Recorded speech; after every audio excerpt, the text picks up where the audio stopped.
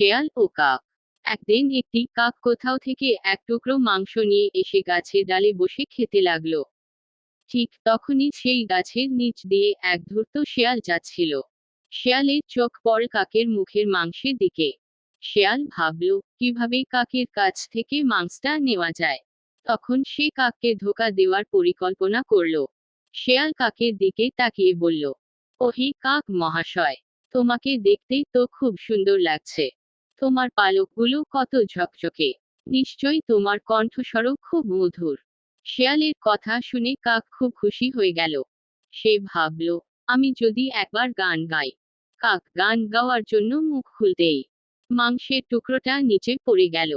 শেয়াল সঙ্গে সঙ্গে মাংসটা তুলে নিয়ে বলল, বন্ধু কাক, চেহারা ভালো হলেও বুদ্ধি থাকলে আরো ভালো হতো।